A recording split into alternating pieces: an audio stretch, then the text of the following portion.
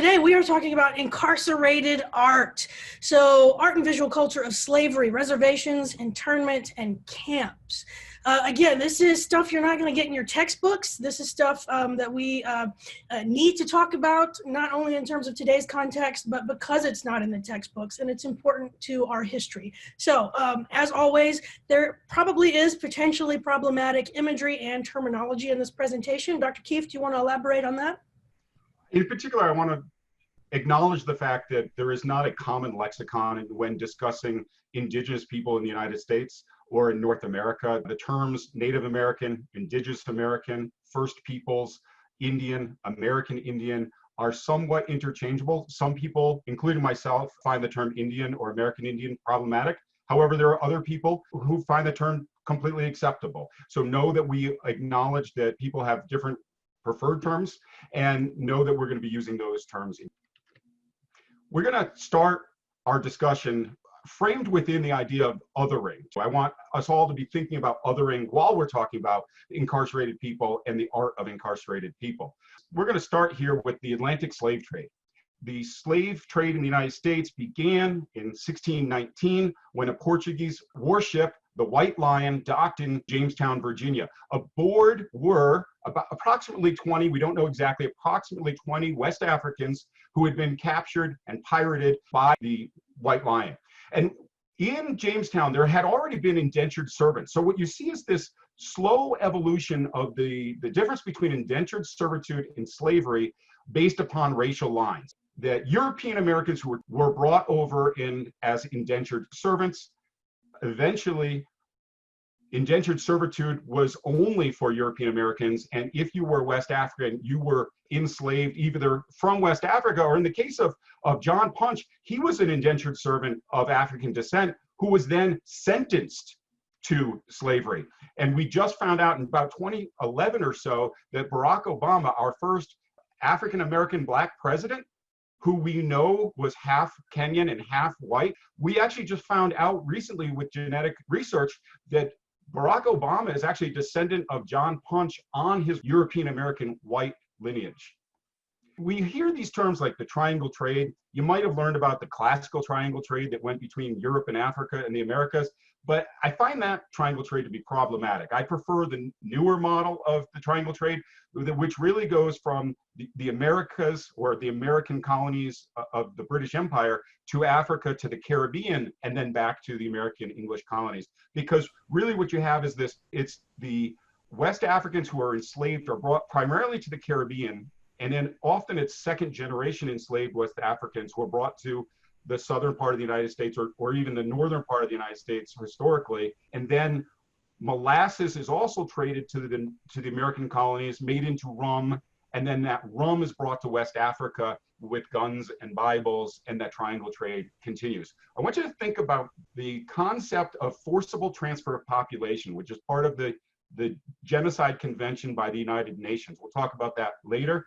And I also just want to make sure everybody's familiar with the term partus sequitur ventrum, which is the legal distinction that says that the socioeconomic status of a human being corresponds to the status of the mother. So when we have European Americans who are plantation owners in the South having sexual relations with enslaved West Africans, this is the term that designates the children of free European Americans as slaves. It's a whole nother level of dehumanization to the peculiar institution. So when we're talking about the triangle trade, the Atlantic slave trade, there is visual culture of this period in history, and most of it actually comes from West African artisans and makers. You see here on the right, from the Kingdom of Benin in West Africa, this area is still vibrant today. There's still cultures making works in bronze similar to their ancestors centuries ago. But what we see here is a seated Portuguese male showing us this relationship between the Europeans and the West Africans over centuries. The relationship at times, of course, like any cultural relationship has, conflicts, but also benefits. And the West Africans traded with the Portuguese quite a bit for many, many decades before the slave trade fully developed into what we know it as today. So we have these depictions in bronze of Europeans, particularly from Portugal.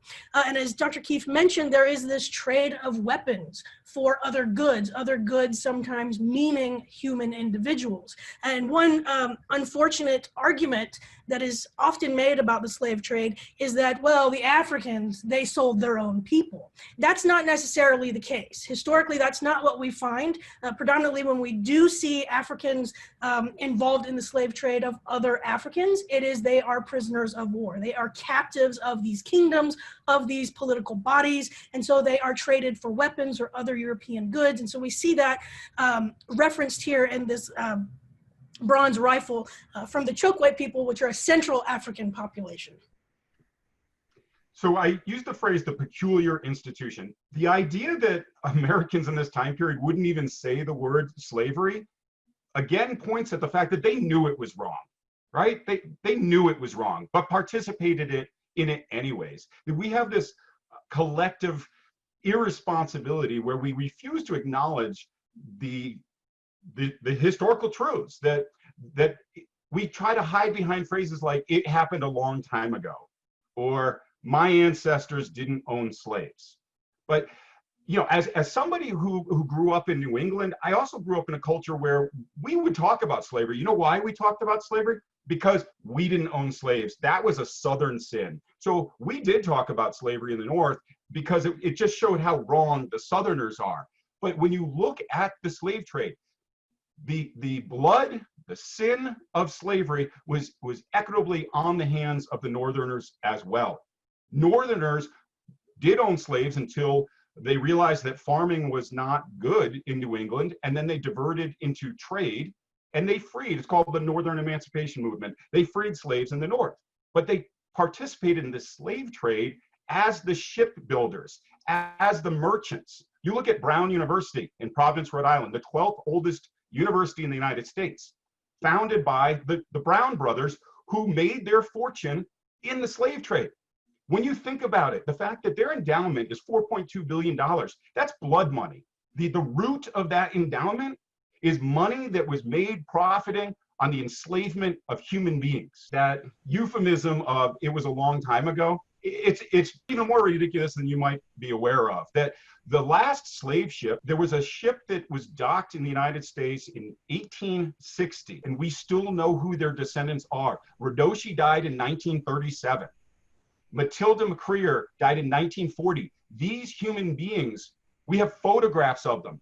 We have an interview with Matilda's grandson. His grandmother, a human being who's walking around among us today, his grandmother was enslaved. Important to see these images of enslaved Americans, African Americans, because the visual culture they left behind, or that was allowed to be left behind, is really rare for us art historians to look at and for us to share with others. And so what I'm showing you here are two images of so few works that we have left made by individuals who were enslaved in the Americas. The pot on the right, we don't know who made it. You can see the space for the artist name just says enslaved person.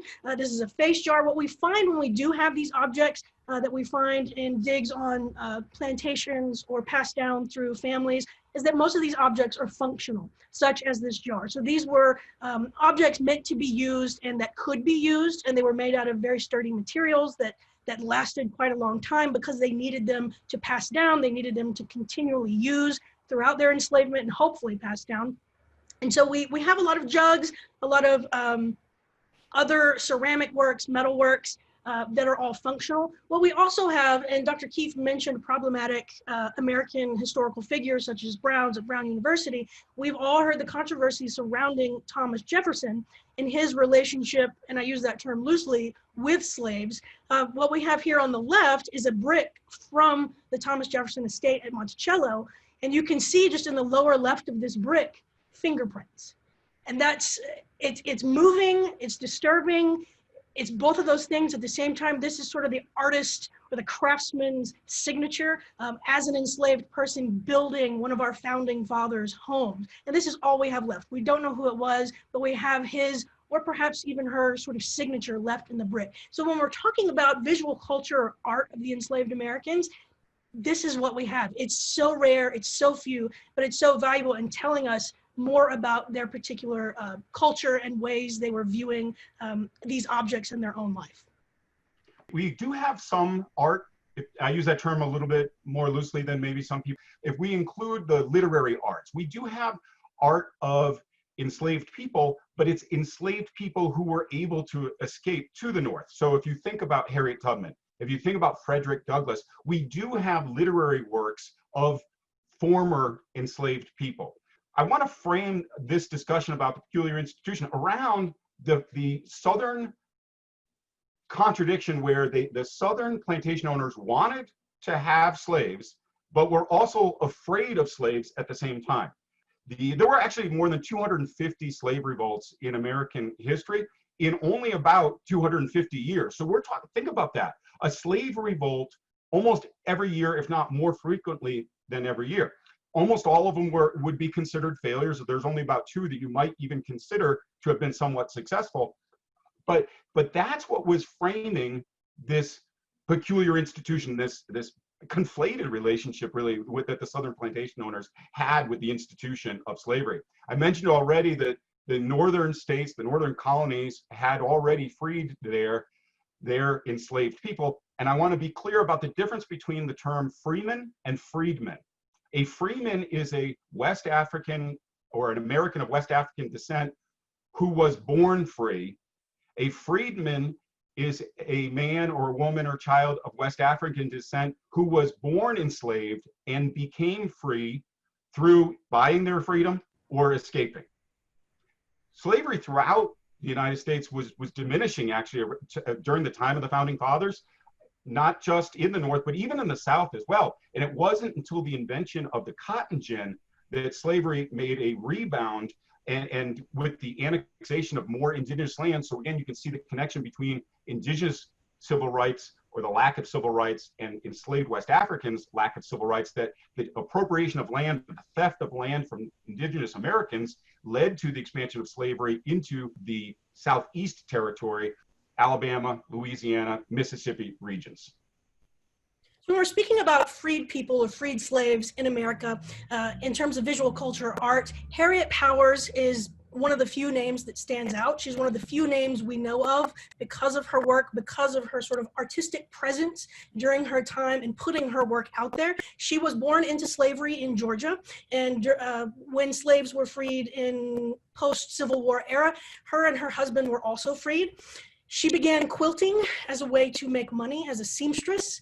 She began to make money as a seamstress. She is said to have taught herself to become literate by reading the Bible. And so in her quilts, we see these Bible narratives.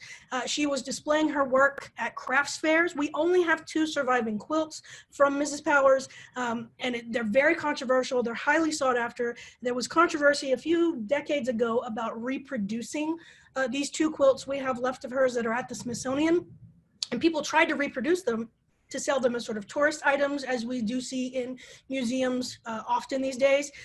And the estate, descendants said, no, stop doing this. You're exploiting her narrative for your own profit. And so it was turned around that we could make reproductions of Harriet Powers' 2 Bible quilts, but only through specific individuals, and one of those being the Lakota Nation. They are allowed to recreate, reproduce for monetary value Harriet Powers quilts, which is an interesting connection, particularly in this conversation we're having about enslaved people, incarcerated people here in continental America, and indigenous Americans and African Americans share that unfortunate bond as well. And speaking about freedmen versus freemen, the Gullah Geechee, they have created their own nation. They've just recently voted in their first queen, pictured here in front of their national flag. Many of their visual culture pieces relate directly back to West African heritage, particularly in basket making, weaving, textile production. They also have a very deep oral tradition heritage coming to them from West Africa. In particular, we have the story of the Buhag. And I show you here a children's book based on the story of the Buhag. Outside of the Gullah Geechee culture, the Buhag is in the line of the hag tradition. It said the story about a think Hansel and Gretel witch type woman. But the boo hag is very particular to Gullah Geechee culture in that she comes and steals your breath. She has no skin and you have to protect yourself from her. The boo hag herself is this sort of narrative to warn children against strangers these days, but it's a long oral tradition based on a particular female demon type spirit in the Gullah Geechee culture. And then, of course, oral traditions include song. It also includes song with dance. And on the right, we have an image of Gullah Geechee ring shouters, very prominent Gullah Geechee singing group off the coast of the U.S. In South Carolina in particular. And what they do is they, as you are probably well aware, slave oral traditions often include early gospel traditions here in America, and Gullah Geechee is no exception to that. And so we see this combining of West African song traditions as well as early gospel traditions from the 19th century. And this connection between Native Americans and enslaved West Africans, they shared slavery as well. And that's not as well known maybe outside of New England, but in New England, we're familiar with speaking of oral traditions, we're familiar with the mythology of Thanksgiving. It's 1620, the Mayflower pact between the Plymouth Plantation and the Wampanoag Nation. In fact, they had a peace treaty. Think about that, a recognition of each other's status as governments, legitimate governments. So they had a defensive treaty. But after that equilibrium, and what I call equilibrium is this balance between what was an advantage for the indigenous Americans in terms of a population size versus a technological advantage that the European Americans had. That equilibrium was disrupted as the population of Europeans increased, so they had technology and population, and then as smallpox and the other poxes hit the Native American populations, that population advantage decreased as well. So then there's no longer a recognition of each other as sovereign nations. And what happens is the war breaks out, the Pequot War and later the King Philip's War.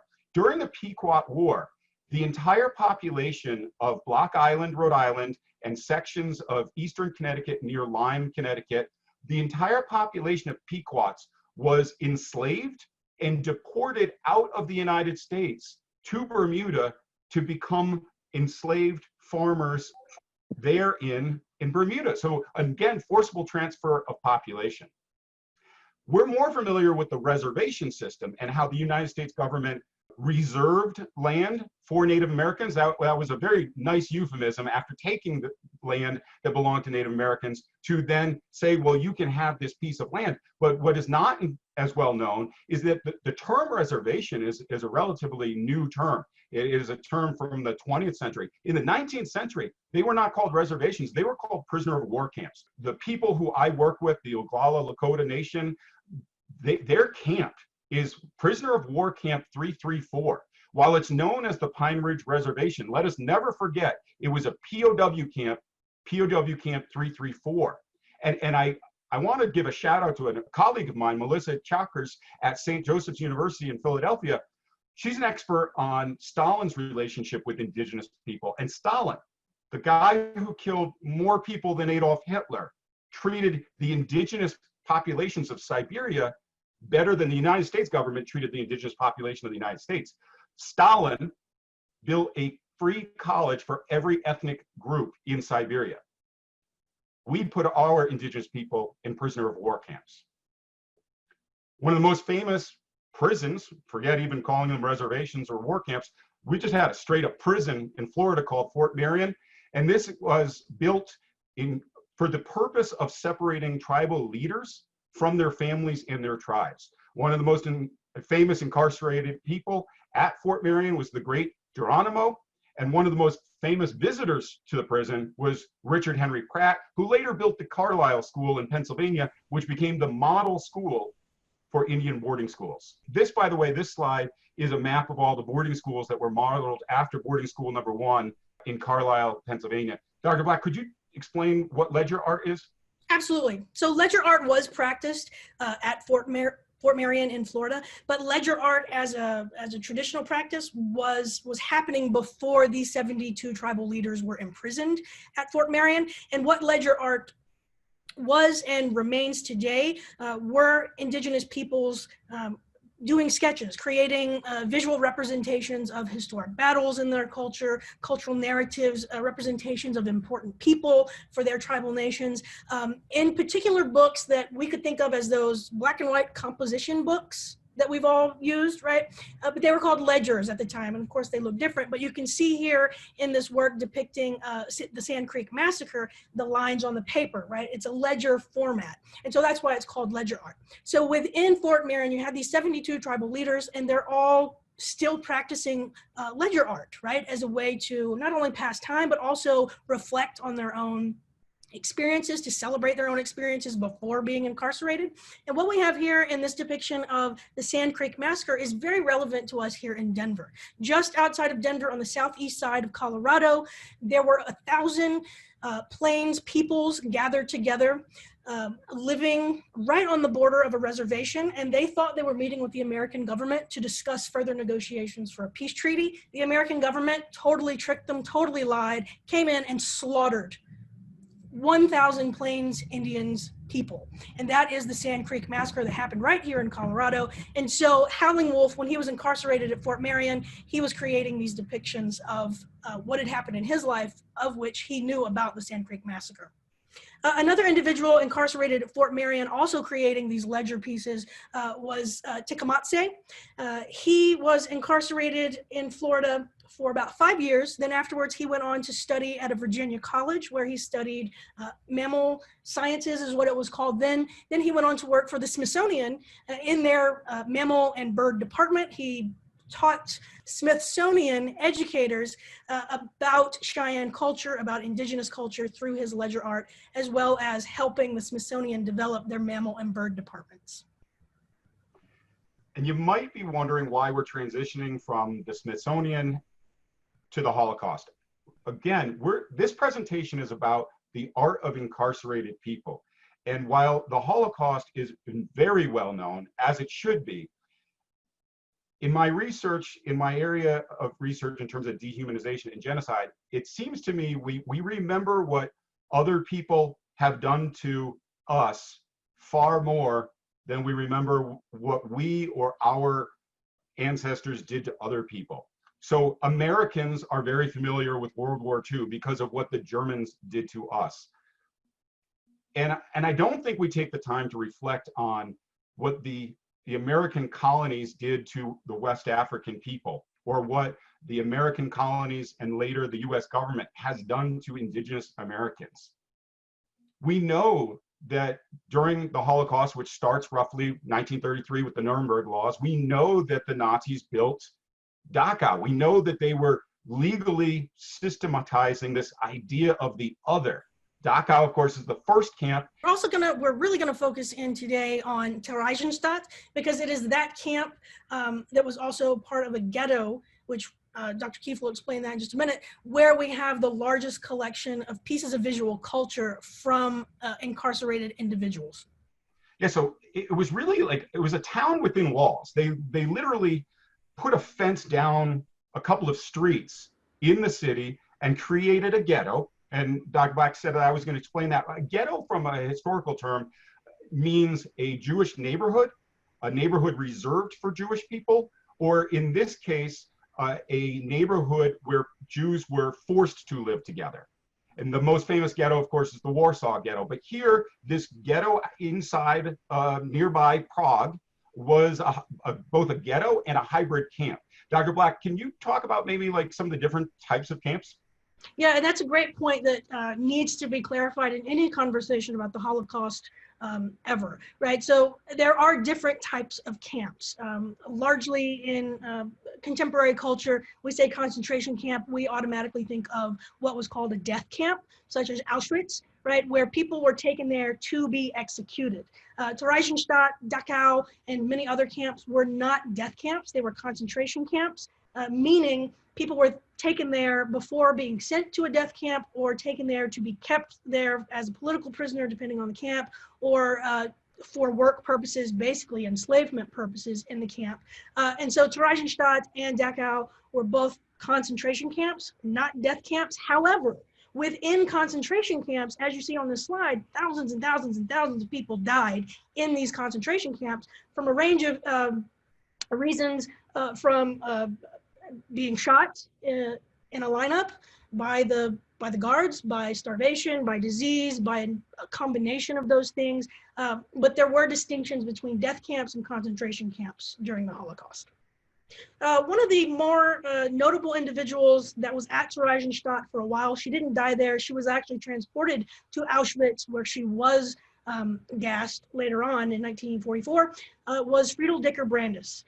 And we must talk about Friedel Dicker-Brandes as an art institution, as RIMCAD. Number one, Chandra, Friedel Dicker-Brandes was trained as a Bauhaus artist. She trained with Walter Gropius and Johannes Itten. She studied the Bauhaus. And when she was captured and taken to Theresienstadt, because of her training at the Bauhaus, she saw this need to engage with the children who were also part of this ghetto / concentration camp, and she taught art classes in the style of the Bauhaus at Theresienstadt. And here are a few of her own works. And if we go to the next slide, please, we can see some of the works by children that she taught there. And again, she was thinking of education in terms of the Bauhaus style, so she had children sort of reflect what they were seeing, as we see here with depictions of someone in the bunk, so we get a sense of the conditions of the camp. And then on the next slide, we also have Brandes teaching children to think outside the camp, in a sense, right? Imagine, and there are hundreds of these drawings from children that show memories of home, memories of their family, families being separated, but she also wanted them to concentrate on fantastical images outside of their current situation, as we see this underwater fantasy. But again, being a true art educator, she also had them doing practice exercises to work on their line and their form and their shape, right? She was Bauhaus trained, so she was using her training as a way to not only distract the children from their situation in a concentration camp, but also to give them purpose and to give them an outlet for their emotions. Another individual notable from the Theresienstadt camp in Terezin ghetto is Helga Vaisova. She is still alive. She is still making art. She was transported to Theresienstadt at the age of 13. During her time there, she created works, and since being emancipated, she has been creating works about her experience during the Holocaust ever since. She just turned 90 years old, and she is still making works, y'all. You know, I'm glad you mentioned that she is 90 years old. We are losing this generation, right? This World War II generation is dying. But it's not just the victims of Nazi concentration camps that are dying. We're losing the Japanese American population that was immorally, and now I can say illegally, after 2016, it's now been designated that it was an illegal internment of US citizens, that Japanese Americans were interned during World War II. And there had already been this phobia, paranoia about Asian immigration.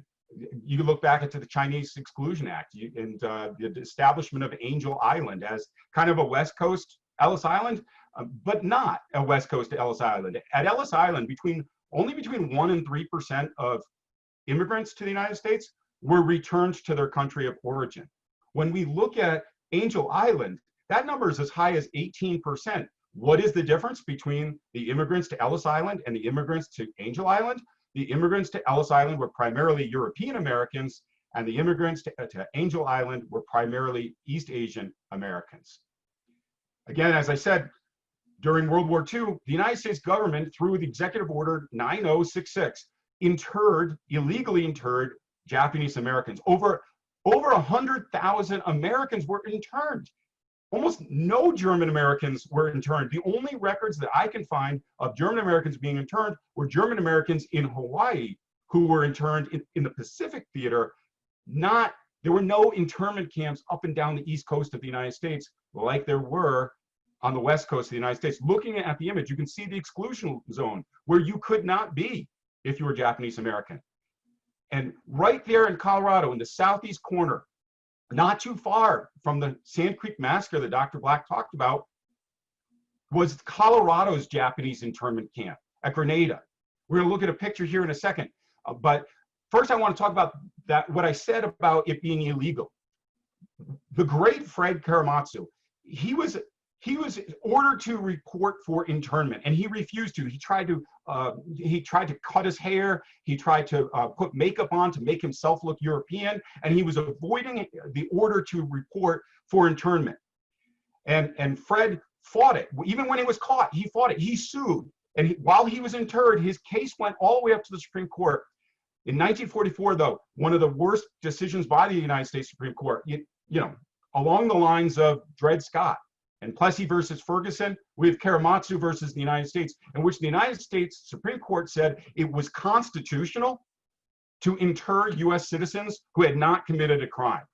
That was finally overturned in 2016 in Hawaii versus Trump, when there was the initiative by the Trump administration to ban Muslims from coming to the United States. In that decision, they also wrote that Karamazov was no longer valid constitutional law. But here's a picture of Grenada, Colorado, where Japanese Americans were put on trains. We talk about Jews being put on trains. American soldiers, armed soldiers, put Japanese Americans on trains and shipped them to internment camps, one of which right here in Colorado. Families, men, women, children, living in camps in the United States. Yeah, and if we think about the visual culture of these camps, we can look back to Theresienstadt and see some similarities. We can also look back to the visual culture of enslaved people here in America and see some similarities. For instance, the image on the left, we don't know who the artist of this was. However, in terms of Theresienstadt, we can see we're representing our surroundings. Visual culture of Japanese internment, as we'll see in just a moment, also reflected memories of home. We have this image on the right from famed American photographer Ansel Adams, who documented conditions in several of the camps of Japanese internment here in America, and he was appalled by what he saw. But he was so appalled that he used his art to document it and say, this is what's really happening.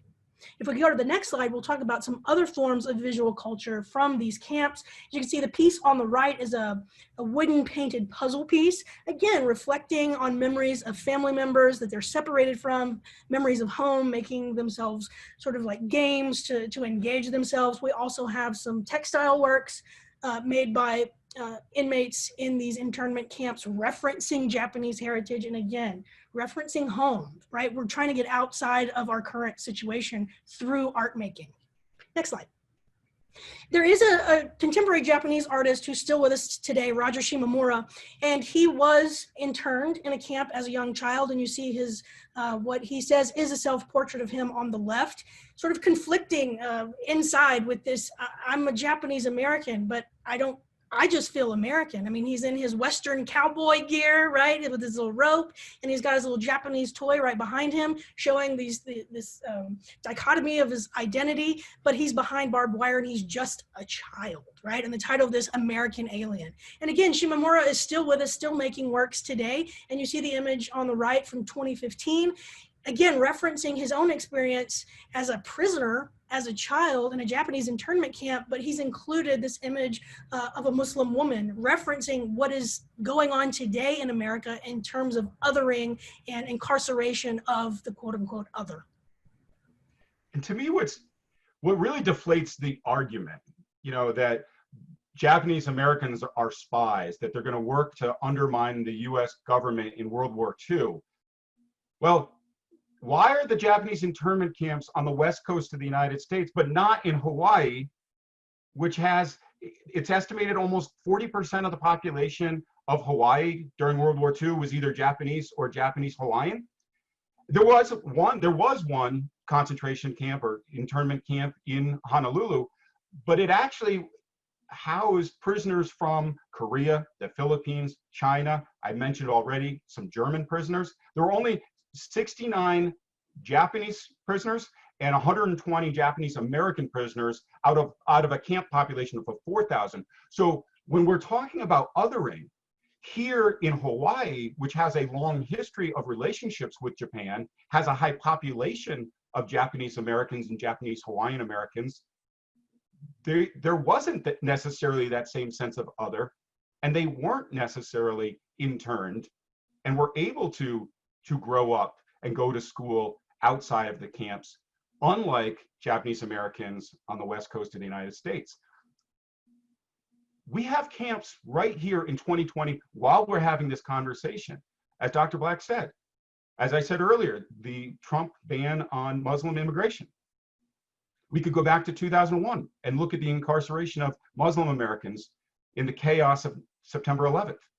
Right now, there are camps of men, women, and children on the US border of Mexico. But they're not just on the US border of Mexico. This is a map. This is a 2020 map of internment camps in the United States. And if you think about a reservation map of the United States, imagine juxtaposing the reservation system of indigenous Americans in the United States with the internment camps for ICE in the United States here in 2020. These are the conditions of the people living in ICE detention centers. And art is being made in these detention centers by children, imprisoned, incarcerated in these horrible conditions. On the left, you can see a sort of a reference to what Dr. Keefe just showed us of people just crammed in, covered in foil blankets in terrible conditions, terrible hygiene conditions, not being provided basic supplies. And on the right, again, just incarceration from a child's perspective as we speak today. But also along the border, you have restrictions against the media, restrictions against people trying to get in and see what's going on. And so this particular artist, Molly Crabapple, she is staying at US-Mexico borders in Texas and documenting what she sees in these sketches and watercolors. On the left, you see it says breastfeeding is not allowed. So this child is just hungry and the mother isn't allowed to feed him. On the right, you see just these feet shackled together as these detainees are shackled together waiting to have their day in court, even though they're not supplied with proper representation. They've been detained illegally in many cases. So you have documentation from the outside as well as from the inside of these border camps that are happening right now. There are camps all over the world right now, and we want to honor and recognize the fact that the plight of IDPs, internally displaced persons, and refugees throughout the world. Right now, while we're talking, the Rohingya people of Burma are being housed, at best, in camps in Bangladesh.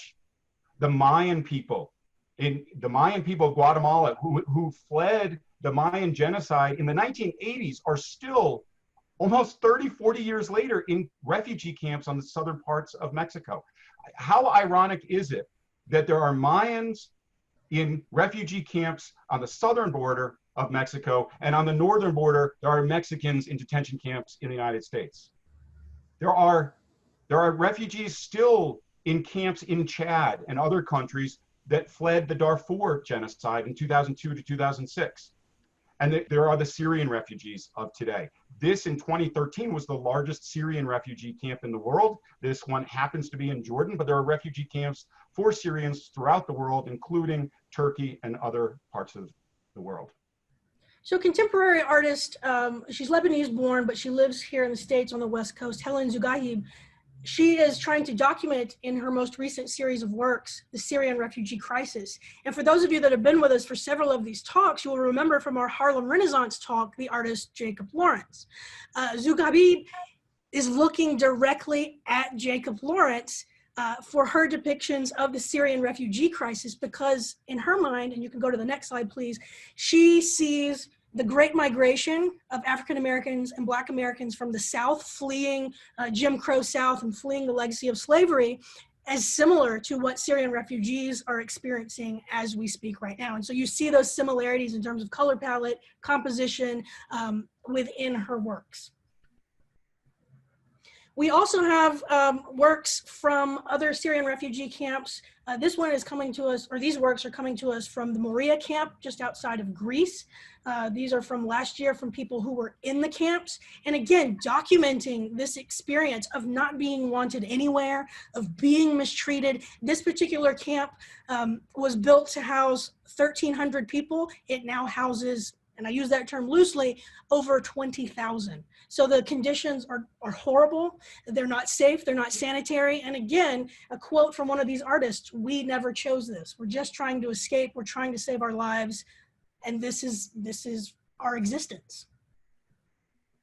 So what we wanted to share with you today, we wanted to thematically discuss incarcerated art. And we looked at the art of enslaved West Africans here in the United States. We looked at the art of incarcerated Native Americans in Fort Marion and on reservations. We looked at the art of interned Japanese Americans, and we looked at the art of interned, incarcerated camp people throughout the world today. I want to conclude by framing our presentation within the Convention on the Prevention and the Punishment of the Crime of Genocide, which in Article 2 describes genocide as being in whole or in part. It doesn't have to be completed for it to be genocide. It can be a partial genocide to be considered genocide. In whole or in part, the destruction of an ethnic or racial group, right? But look at Part C, which talks about deliberately inflicting conditions of life calculated to bring about physical destruction. Look at the pictures of the concentration camps. Look at the pictures of the camp people throughout the world today. Look at the living conditions on the Oglala Reservation in South Dakota, where there is no running water and there's no heat in the United States of America in 2020. Look at Part E, talks about the forcible transfer of population, specifically children. Think about Indian boarding schools and the removing of children from their families. And we can look at just forcible transfer of populations in general. Fort Marion stripping people from their families and their tribal homelands. It's ripping apart Japanese American families, separating enslaved Africans and separating families and selling them as human chattel. This is what we want to conclude with as we set up for our next presentation next week on the visual culture of genocide. Genocide never just happens, right? And that's what that infographic is talking about with these stages of genocide. And they don't happen in that order all the time necessarily, and not all of them happen in some cases. But again, that's why we're bringing this topic up, and it connects to what we'll be talking about next week, which is visual culture of genocide. And so we want you to see that it is this sort of and sneaky isn't the right word, but this sort of sneaky way of separating, defining, discriminating, dehumanizing.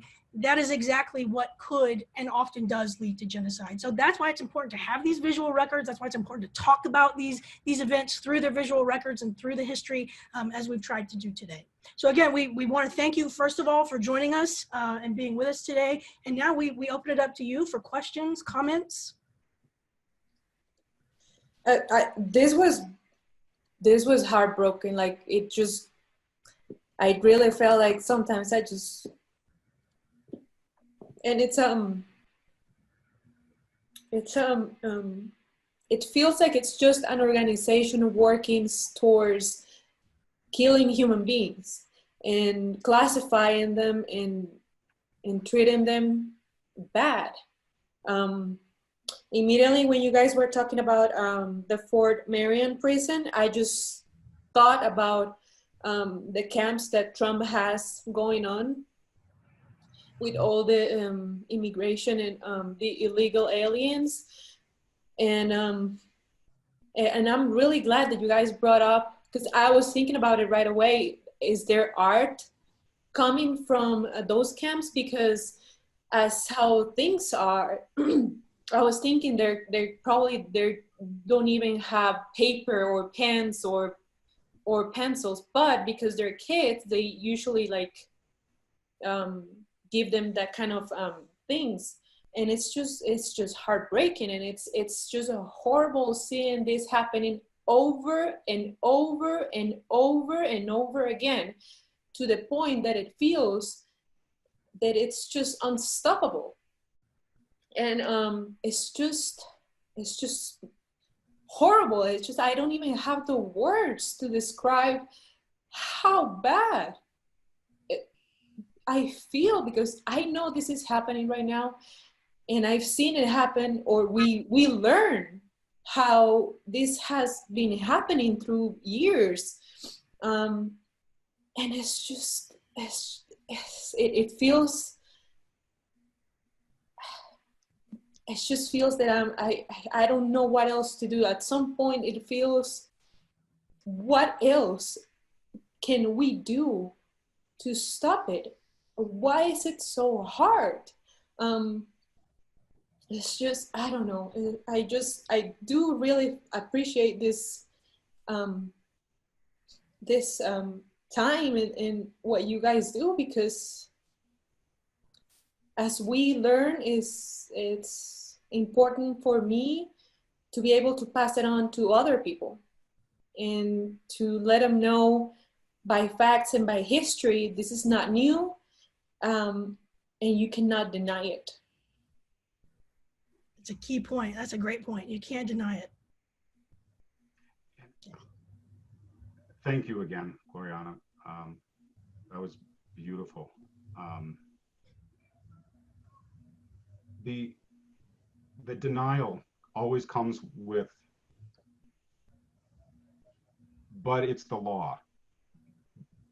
But the Indians attacked the European town. But the Japanese attacked Pearl Harbor. But those buts don't hold up with fact. The Japanese bombed Pearl Harbor. German spies in World War I blew up 2 munitions factories in New Jersey. German Americans were not arrested. Mexican immigrants are being detained on the border. But if you know anything about Cuban policy, it's called wet foot, dry foot policy. A Cuban illegal alien, undocumented alien, can come to the United States and get refugee status, asylum right away. Why are people from Cuba allowed to have wet foot, dry foot policy, but Mexicans can't? You know, why were West Africans enslaved, but European indentured servants were not? And there's no answers. It's just questions, but it does seem to be a pattern of human behavior. I mean, I would argue there is an answer, and I think we all know what that answer is to a large degree.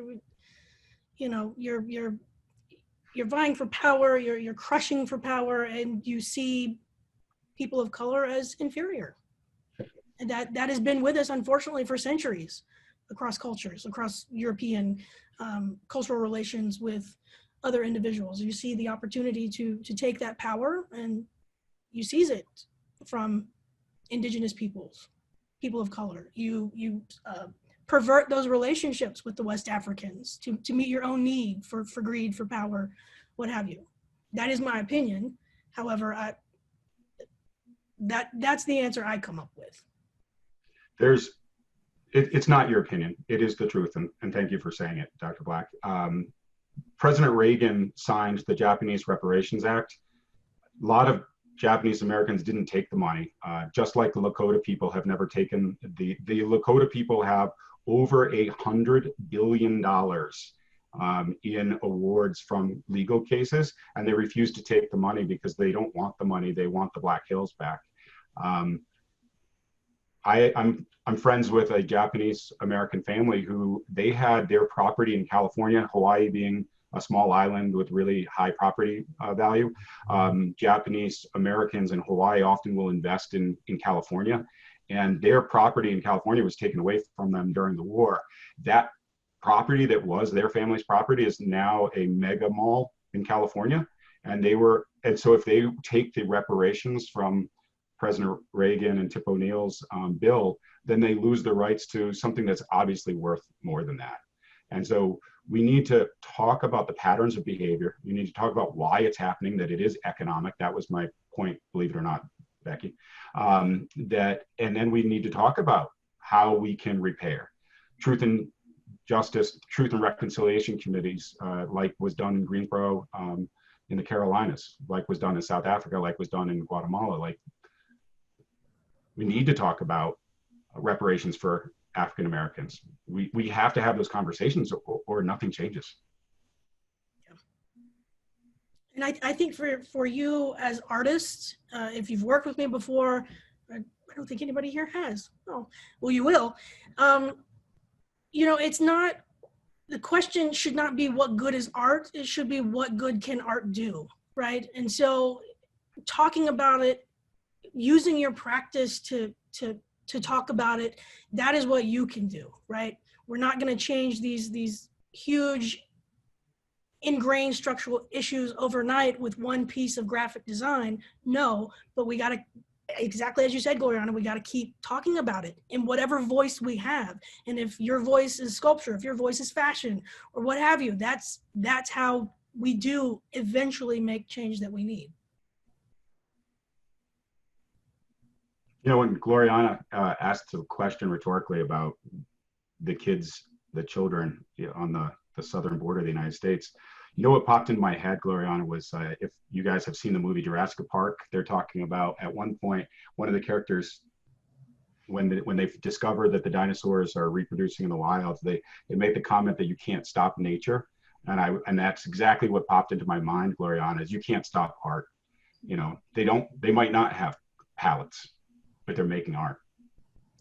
Yeah, that was the constant that I see through all this, as hard as this was to, to be reminded of right now. I thought, oh, this is the downer I need in the middle of the day. Thanks, Dr. Keith and Dr. V. Because I felt that you totally voiced it, Gloriana. I appreciate that.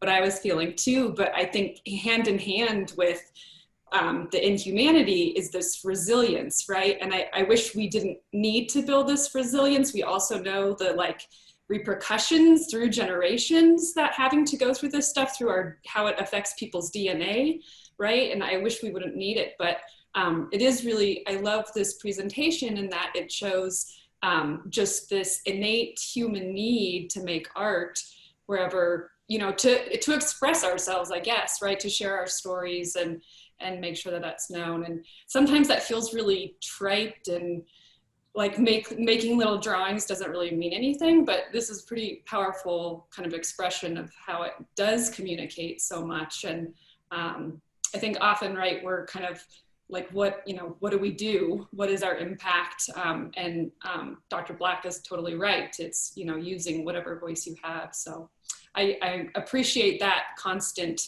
that's in our humanity, as well as, what we saw, the darkness can be too.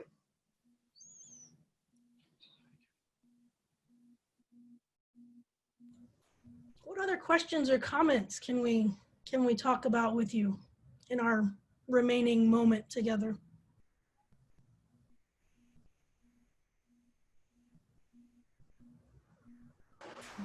There's a lot. Yeah. Pretty much everyone has pretty much stated, exactly how we're all feeling when we're confronted with this. And I think maybe that's what needs to happen, is that there just needs to be constant confrontation with those who choose to turn a blind eye, because at some point they can't turn a blind eye. So yeah, absolutely. You got to teach the conflicts, Chandra. Teach them. And as I said during the presentation, and I'll come back to this, and this will be my last comment, is we need to understand what we and our demographic groups, whether that be gender, race, ethnicity, religion, what we have done, instead of focusing, or at the same time as we discuss what other groups have done. Like I'm Irish and Hungarian in English. So what the British did to my people in Ireland, my ancestors then came to this country and did the same thing to Native Americans as was done to them. I can't speak Irish because of the English. And yet now Indigenous Americans can't speak their Indigenous tongue because of our government. And I'm Hungarian, and Hungarians are some of the most anti-Semitic and have had some of the most anti-Semitic actions. And I need to not think about ways in which my religion has been sundered, and think about how people who practice the same religion as I do have taken away the rights of others. Great. I think it's important to recognize your part, so that way you can, take not only the initiative, but the empathy, and turn it into something where you refuse to do it to anyone else. And if everybody starts, if a lot of people start doing it, I don't know, hopefully it will lessen, what happens, repeatedly throughout human history. Well said. Well, I think on that note, to respect everybody's time, we'll go ahead and wrap it up. But again, thank you so much for being here. Those of you joining us for the first time, repeat customers, thank you. And again, next week we'll be talking about visual memories of genocide. So another tough topic, but again, we got to talk about it. So we hope to see you then, and thank you all. Thank you. See you guys next week.